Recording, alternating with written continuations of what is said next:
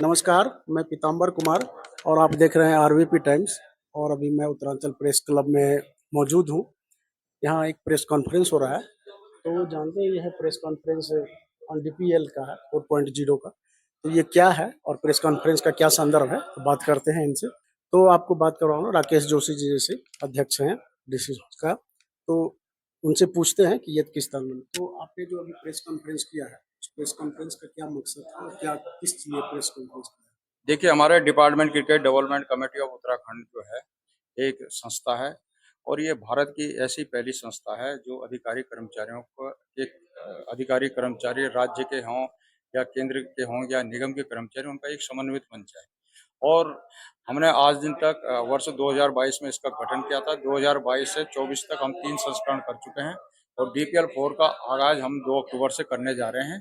और बार हमारी जो मेन मुख्य मकसद है, हम राज्य की कल्याणकारी योजनाओं को भी का भी प्रचार प्रसार करते हैं।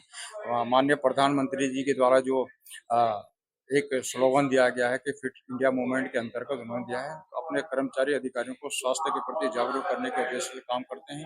इसके साथ साथ हम अपने स्लोगनों के माध्यम से डीपीएल फर्स्ट में हमने बेटी बचाओ बेटी पढ़ाओ का संदेश दिया था। डीपीएल 2 में हमने माँ का संदेश जो है सभी कर्मचारियों को दिया था और डीपीएल 3 में हमने महिला सशक्तिकरण पर जोर दिया था। इस बार डीपीएल का जो आयोजन हम कर रहे हैं, उसको जो जलवायु परिवर्तन आप देख रहे हैं कि गर्मी बहुत हो गई है और अगर आपने वृक्ष रोपण का कार्य नहीं किया तो कहीं भी उथल-पुथल हो सकती है। तो इस बार हम जो हमारी थीम है वो जलवायु परिवर्तन पर फोकस है।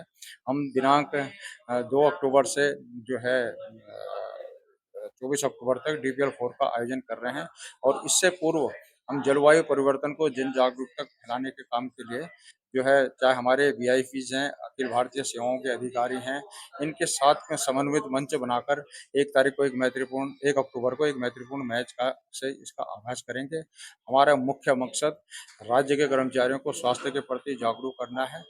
डीपीएल 4 का जो वो है, इस बार हम 8 टीमें इसमें प्रतिभाग करेंगी और जो हमने अपना कार्यक्रम आयोजित किया गया है, इसमें जो फ्रेंचाइजी टीम है वो 22 अगस्त से 25 अगस्त तक टीम चुनने का विकल्प उनको दिया गया है।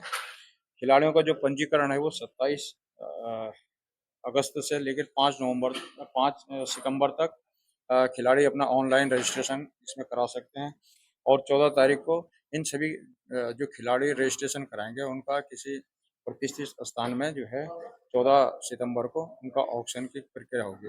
हमारा जो आपको बता दूं कि हम आईपीएल की तरह से ही ये डीपीएल का आयोजन हम लोग करते हैं। जिस प्रकार से आईपीएल में खिलाड़ियों की बोली लगती है, हम यहाँ पे क्रेडिट पॉइंट अपने कर्मचारियों के जो ऑनलाइन रजिस्ट्रेशन कराते हैं उनके बीच में हम करते हैं।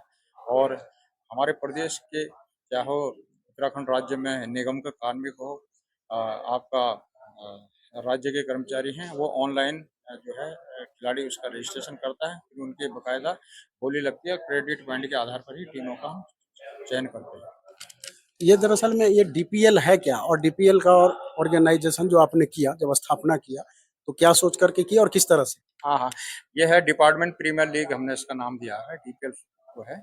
और ये यही मकसद हमारा था कि हमारे जो अधिकारी कर्मचारी हैं वो शारीरिक रूप से मानसिक रूप से स्वस्थ रहें, तो उनको स्वस्थ रूप से जागरूक करने के लिए और जो हमारी राज्य सरकार की भारत सरकार की कल्याणकारी योजनाएं हैं उनको समय समय पर जागरूकता अभियान के तहत किया जाना ही हमारा मुख्य मकसद है। और इसके कारण ही हमने ये DPL department cricket development committee of Uttarakhand का निर्माण किया है। तो इसमें जो आप व्यक्तियों को सिलेक्शन करते हैं जैसे अपने टीम के लिए, तो अलग अलग डिपार्टमेंट से करते हैं, तो अलग अलग डिपार्टमेंट से सिलेक्शन की क्या प्रक्रिया है और आपके यहाँ उसका रजिस्ट्रेशन कैसे होता है? देखिए, हमारे यहाँ ऑनलाइन उसमें रजिस्ट्रेशन होता है।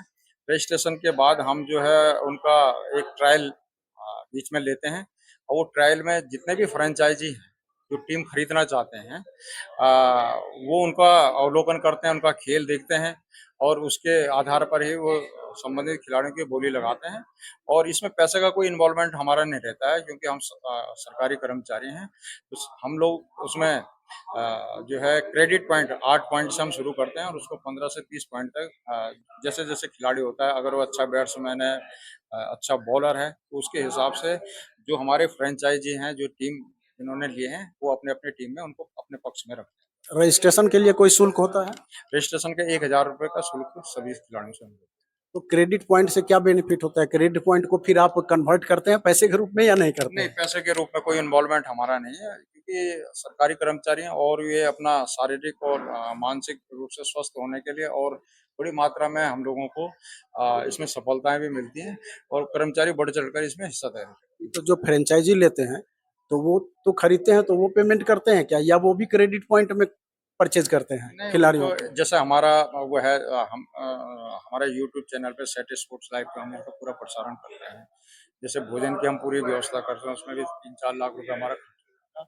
तो हम एक मिनिमम धनराशि अपने फ्रेंचाइजियों से लेते हैं। माना हमने 1 से 1.5 लाख रुपए उनसे लिया, 8 टीमें ली, तो वो जो पैसा हमको मिलता है, उसी पैसे को हम चाहे वो ग्राउंड पे हो, चाहे मोमेंटो लेने हो, चाहे मैन ऑफ द मैच का सीरीज का पुरस्कार देना है। पिछली बार हमने बाउंसर है, कई हमारे ऐसे लोग भी होते हैं कि जो अपना विज्ञापन उसमें दर्शाते हैं। पिछली बार इंडिया रोज ने जो है scooty man of the series के रूप में दी थी। इस प्रकार से लोग जो है जागरूकता का काम करते हैं और जो पैसा हमारे पे आता है उसी पैसे को हम उसमें लगाने का काम। तो मान लीजिए कि 5 लाख रुपए आपके पास आ गए और आपके इन्वेस्टमेंट 3 लाख रुपए हुए, तो ये 2 लाख रुपए जो बचते हैं वो तो अगली बारी के लिए आप रखते हैं या फिर फ्रेंचाइजियों को वापस कर देते हैं? नहीं, इसके बाद हमारा जो है स्टेट चैंपियनशिप होती है, कुछ पैसा हम उनको भी लगा देते हैं कि हमको आयोजन उसमें पंजाब की टीम हमारी आती है, हरियाणा की टीम आती है, दिल्ली की टीम आती है।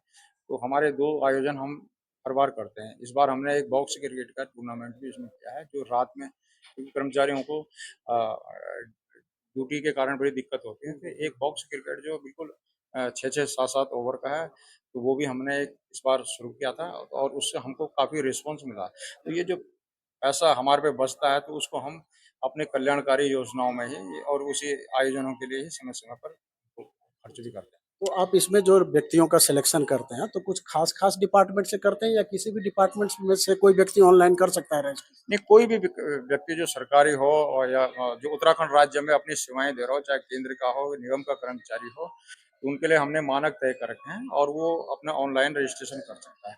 और जो फ्रेंचाइज़ीज़ है उसमें फिर हमारा कोई रोल नहीं होता है कि टीम को किस व्यक्ति को ऑनलाइन हमारा केवल है कि ऑनलाइन रजिस्ट्रेशन करें। उसके बाद जो है जो फ्रेंचाइज़ी होता है, वो जो है उनका जो हम बीच में एक ट्रायल के रूप में आयोजन करते हैं, उसमें उस ट्रायल में खिलाड़ियों की परख देख लेता है और उसके आधार पर ही वो अपनी टीम में उनको सिलेक्शन करने के बाद। तो इस बार कितने टीम रहेंगे इसमें और सारे टीम को कितने-कितने मैच खेलने पड़ेंगे? क्या प्रक्रिया है? देखिए 2022 में हमने 8 टीमों से इसका आरंभ किया था, 2023 में फिर 9 टीम हुई थी और 2024 में 10 टीम हुई थी। लेकिन इस बार समिति के द्वारा यह निर्णय लिया गया है कि हम मात्र केवल 8 टीमों को इसमें प्रतिभाग करने की अनुमति देंगे और जो टीमें पहले आओ पहले पाओ के आधार पर अपना रजिस्ट्रेशन कराएँगी, उन टीमों को प्रतिभाग करने का मौका देंगे और आईपीएल की तर्ज पर ये प्रत्येक जो है टीम हर एक दूसरे से प्रतिस्पर्धा कर के आगे बढ़ेगी और ये जो हमारा डीपीएल है, तो ये कुल पूरा कुल कितने मैच 7 कुल कितने मैच होंगे? कुल जो है 53 मैच होने हैं और प्रत्येक टीम 7 मैच खेलेगी। ठीक है, और सेमीफाइनल, फाइनल एक और फिर फाइनल? जी, हाँ, इसमें जो है सेमीफाइनल होता है, फाइनल होता है और जो है जैसे आईपीएल की तर्ज पे होता हाँ। है। तो बाकी आप जो विभाग इसमें सम्मिलित नहीं हो पाते हैं, उन विभाग के कर्मचारी या जो विभाग सम्मिलित हो रहा है, उन विभाग के भी कर्मचारियों के लिए आप और क्या कहना चाहेंगे कुछ? मैं सभी लोगों को यही कहना चाहूँ कि आप अपने फ़िटनेस का ध्यान रखें और चूँकि डीसीडीसीओ एक सामाजिक कार्यों का भी समय-समय पर करता आया है। अभी जैसे कि आपने देखा था कि जो हमारा प्रदेश का गोल्ड कप है, गोल्ड कप जो है कई वर्षों से चला आ रहा है और जिसमें हमारे महेंद्र सिंह धोनी जी, रोहित शर्मा जी, आपका वीरेंद्र सहवाग जी जैसे प्रतिष्ठित खिलाड़ी हाँ, अभी यहाँ पिछले कुछ दिनों यहाँ पहले अभी हुआ था। यहाँ खेल के गए हैं और उसके बाद उन्होंने भारतवर्ष में और विश्व में हमारा नाम रोशन किया है। तो उसको संचालित करने के लिए एक बोर्ड स्कोरर हमारे धीरेन्द्र सकलानी जी थे। तो आज सोशल मीडिया का जमाना है, तो बोर्ड स्कोरर धीरे धीरे विलुप्ति की कगार पर खड़े हैं। तो उनकी दयनीय स्थिति को देखते हुए हमने एक सामाजिक कार्य किया और 17 अगस्त को हमने एक फुटबॉल का मैत्रीपूर्ण चैरिटी मैच धीरेन्द्र सकलानी के नाम रखा था और उसमें 1 लाख रुपए की अनुग्रह धनराशि विभिन्न कर्मचारी संगठनों के द्वारा हमको मिली थी। विभिन्न कर्मचारी खिलाड़ियों के द्वारा हमको मिली थी। सेट स्पोर्ट लाइव का मैं धन्यवाद करता हूँ कि उन्होंने पूरा उसको लाइव चलाया। रजत धीमान जी ने साउंड सिस्टम बिल्कुल फ्री में करके उनको दिया। हम राम स्वरूप जी का धन्यवाद देते हैं, अग्रवाल कैटर्स का, जिन्होंने भोजन की पूरी व्यवस्था उस आयोजन के लिए फ्री की। तो इस तरह का समय समय पर लोग उसमें आगे बढ़ चढ़कर हमारी फेस वैल्यू को देखते हुए आगे बढ़े हैं और हम ये सामाजिक कार्य भी हम लोग करते हैं। दर्शकों और मीडिया वालों के लिए आपकी तरफ से देखिए, मीडिया वालों को तो हमको हमारा चाहे डीपीएल फर्स्ट और सेकंड और थर्ड में उनका भरपूर सहयोग हम लोगों को मिला है और हमारे मीडिया के साथी भी स्वस्थ रहें, तो उसके लिए हम समय समय पर डीसीडीसीयू के माध्यम से मीडिया के साथ भी हम खेलने का काम करते हैं। विगत 2023 में मीडिया और डीसीडीसीयू बोर्ड के बीच भी एक महत्वपूर्ण मैच हम लोगों ने कराया, जिसका पूरा लाइव प्रसारण हम लोगों ने कराया था। उसमें यद्यपि मीडिया 11 हमारी विजयी हुई थी, लेकिन उनको भी समय समय पर जो है खेलने के लिए प्रोत्साहित करते हैं और हर समय उनका स्वागत हम लोग करते हैं। जिस तरह से आपने कहा कि इसका एक उद्देश्य इस बार का थीम रहेगा जलवायु को भी बचाना या तो उसके लिए क्या आप खेल के बाद या खेल से पहले कुछ पेड़ वगैरह लगाएंगे या हाँ, कुछ बिल्कुल, करेंगे इसमें इसके लिए? जलवायु परिवर्तन के लिए हमने इस बार की हमारी जो थीम है और प्रत्येक जो खिलाड़ी 10 रन बनाएगा और जो 2 विकेट लेगा उसको हम एक वृक्ष उसको उपलब्ध कराएँगे। वो वृक्ष को लगाते हुए अपने सोशल मीडिया में फ़ोटो वो करेगा, जो डीसीडीसी की वेबसाइट के साथ-साथ हम फेसबुक, सोशल मीडिया में मीडिया के माध्यम से उसको प्रसारित करेंगे।